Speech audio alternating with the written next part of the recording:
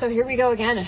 Another injury to a key player. How are you guys just recalibrating for tomorrow? Well, unfortunately, we've had a lot of experience at it. And I guess in some ways having all that experience last year has made it easier for us this year. But, it's not easy replacing 20 points in 2 days and trying to figure that out. But as always, no one's feeling sorry for us. We have, players in our program that are going to have to step up. And, whether it's on the rebounding end, whether it's defensively creating more opportunities, no one's going to replace AZ. No one's going to replace her three-point shooting. So we're going to have to figure out other ways to score. And I think that starts on the defensive end with creating more opportunities, and it starts with our transition. So we really need to get out and transition. Listen, injuries happen, but at what point do you kind of throw your hands up and say, this is something we haven't been through before? I think I've passed that point myself. I think we may start going, into the... We actually had the... I don't know if you're at the men's game. They had the woman that was the healer with the hoop dancer. She was at practice, one day. So we're going outside the box, I think, to try to help. But it's this is almost worse than the pandemic, because during the pandemic, you expected it, and you tested every day or every other day, and you knew that there was a really good chance that something was going to happen, and you knew there was a really good chance that you were going to have a game canceled or whatever. This is, now it's not the pandemic or COVID that's causing it. This is just freak things that are happening to us that we just have to handle, and as a coaching staff, we have to handle it, and as players, we have to handle it, and I think they've done a really good job. We don't have a choice. So that's one thing. Sometimes when you're put in situations where you don't have a choice, you just have to step up. Is it going to be pretty? Probably not. The only, the positive is that, hopefully in 3 to 6 weeks we'll have her back. Hopefully we'll have Dorka back.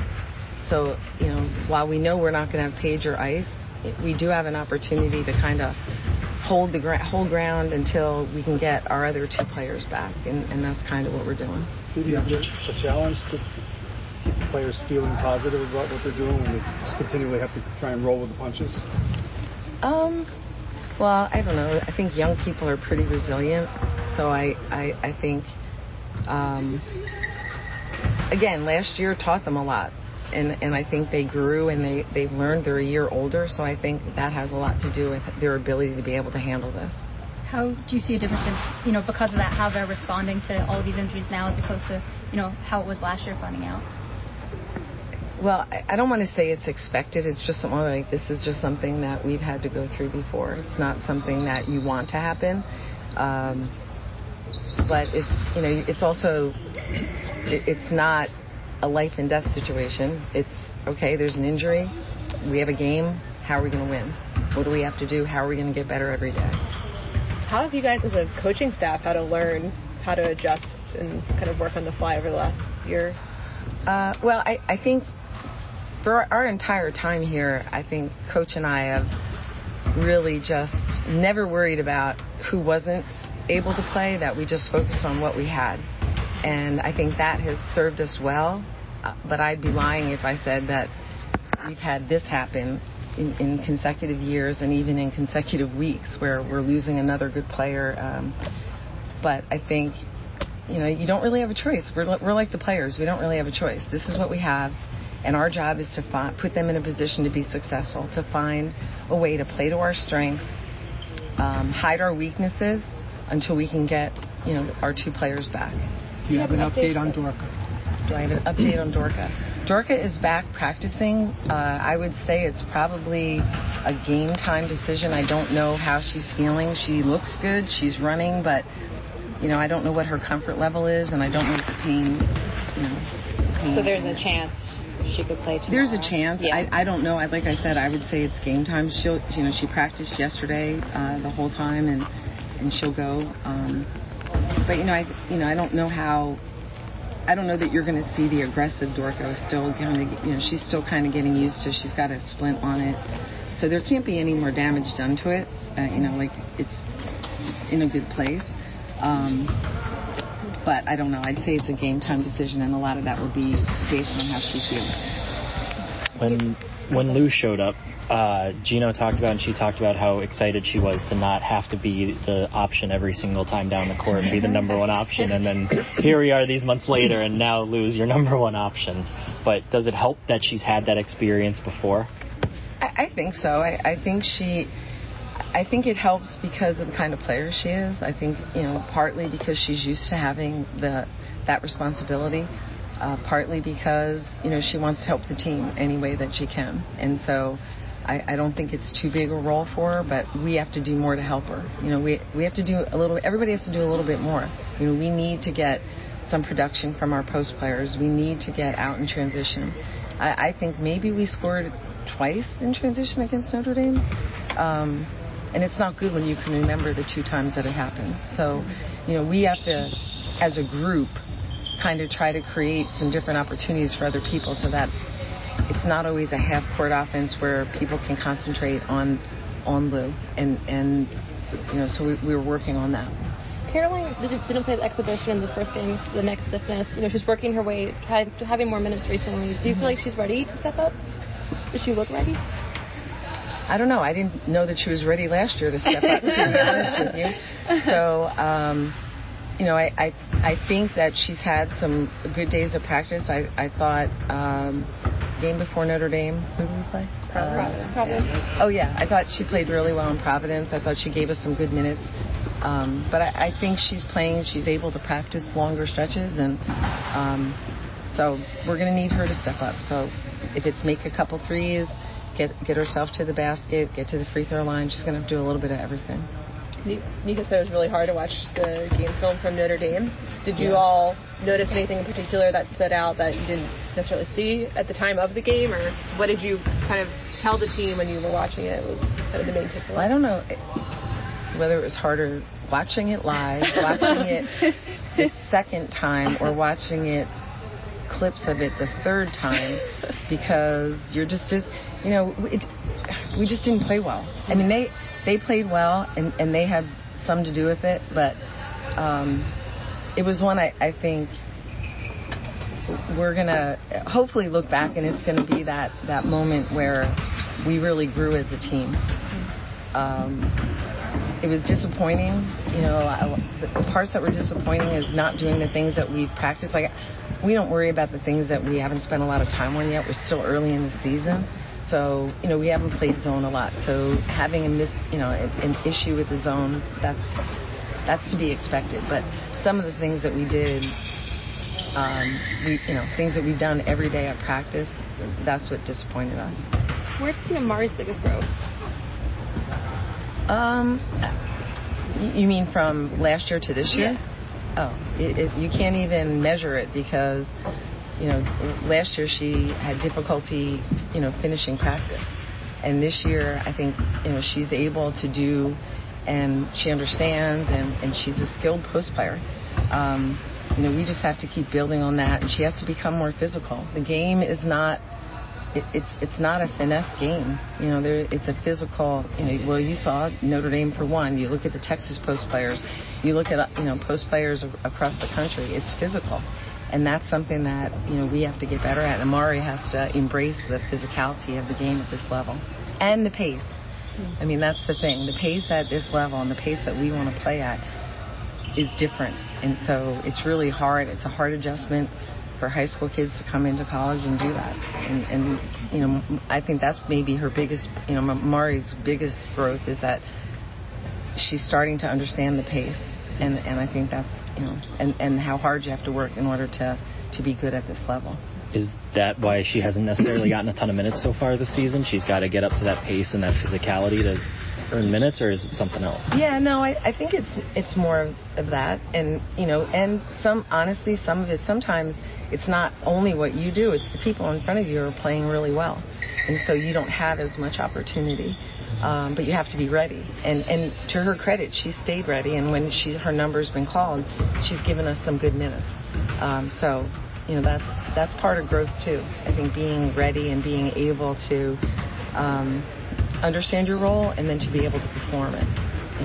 That's something that's an important part. If she does get an opportunity, do you think the fact that she can shoot a bit from the outside will help you guys spread the floor? Let's just say this. I'm not sure that shot would be my first choice with what our offense would look like. Gotcha. While I admire her confidence in taking it, I think when we move the ball and we get to that, after we do some other action and we get that and she's open, I think that's, a great looking shot.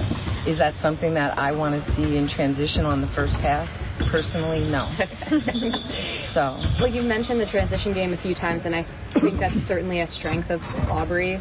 Mm-hmm. What's been the message sort of to Aubrey after last game when she struggled a bit shooting the ball? Mm-hmm. Well, one message could be, I remember Diana Taurasi was, 1 for 12? Or 1 for 15, yeah. 15, 0 for 11 from 3. 0 for 11 for 3 in the semifinal against Notre Dame when she was a freshman. So, and I remember Diana's telling somebody, Ann Struther, 2 years later, she said, oh, don't worry about it, keep shooting. So I think that's what, you can't be tentative. And, you have options. You can be, if people choose to play off you, you can just look like you're hesitant, and that's what they want. You can knock it in. You can be a free screener. You can drive it you can do a lot of different things. And I think Aubrey will learn from that with the Notre Dame, and I think she'll have a good game tomorrow. Is it a fine line between trying to get more transition going and play at the pace you want to, but also the lack of numbers keep dwindling for you? So you expect guys to just go up and down the court for 40 minutes? Well, every high school kid, they want to play 40 minutes in college. You ask any high school kid. Kids we don't get, they have too many players. So they have an opportunity. Maybe, is it ideal to have kids play 40 minutes at this pace? No. Are there TV timeouts that can help? Yes. Are there timeouts that we can maybe use strategically and still have some at the end in case we need them? Yes. So all of those things, I think, are true, and that you have to, you do maybe have to save some of our energy if we have to run some half-court offense instead, but we definitely need to take advantage of when we do have transition buckets. But we will probably have to conserve some energy. I don't know. It's funny. Nika never gets tired. Right. Yeah. So, I don't know. When you're 18 to 22, you're not supposed to be tired. That's what Coach always tells them. So, certainly we understand it, and we try to be conscious of it, but it's also the style that we want to play, and it's the style the kids like to play. So, I think it's better to do that and maybe use our timeouts than to walk the ball up and have to run half-court offense for 40 minutes. I don't think that's what we want to do. Are you excited to go against Carla tomorrow? I haven't really thought about Carla per se, except that I'm just so happy for her because she's done such a terrific job at Tufts and at Princeton, and she's just in a great place. She's a really good coach, and I'm really happy for her. I honestly haven't really thought that much about Carla coaching Princeton, other than I know they're a very well-coached team. We're more after the Notre Dame game, and we're just trying to get our own selves right, and I scouted them so I can appreciate how they play, their experience. They returned 4 starters from last year. They've got 3 guards on the perimeter that shoot the 3, and it's going to be a good game. It's going to be a hard test for us, but I think maybe I'll appreciate Carla more after the game than before the game. But I'm just really happy for her. She's great. I always loved seeing her on the road. Even though she was one that would go on the road and recruit, even when she was at Tufts. So I would get to see her in the summer and see her kids' pictures and all that fun stuff. And now getting to see her on the road, it's even better. So we're proud of her. But not proud enough to want to give her a win. But proud of her. Of course not. Is Gino going to be back tomorrow? That is our expectation, that he will be back for the game. So. And you say put your unbeaten record on the line. Oh, gosh. All good things will come to an end eventually. It's your favorite stat, isn't it? Amongst other streaks. Yeah. Well, you know what? I think. Is he unbeaten without you, by the way? Yeah, probably. Well, I've only missed a couple, so that, Although, maybe I should try that. Want me to try that tomorrow? Oh. Well, yeah. What, scared 10,000 people? Yeah. Well, that was, we needed a little drama. Haven't had any of that. We needed a little drama last year. But, no, I think it'll be, we're looking forward to it. It's, unlike football, you have to wait an entire week, and sometimes two, to get a chance to get back on the field and play. At least with basketball, you can get that bad taste out of your mouth pretty quickly, both at practice and then having the game so quickly. So I think our kids are anxious and looking forward to getting a chance to redeem ourselves a little bit, getting back to Connecticut basketball. Sure. Do you feel like your remaining uninjured players have a healthy or an unhealthy amount of pressure on them right now to perform? Well, it's UConn. There's always pressure to perform. Mm-hmm. I don't think there's anybody feeling sorry for us across the country, either that we lost or that we've lost 3 or 4 players, starter type players. I think when you come here, we don't worry about the pressure from the outside. It's the pressure that we put on ourselves to perform and to play at a high level and to compete and to improve. So I don't think that we worry too much about anything on the outside. The pressure that we feel is what we put on ourselves, both as coaches and players.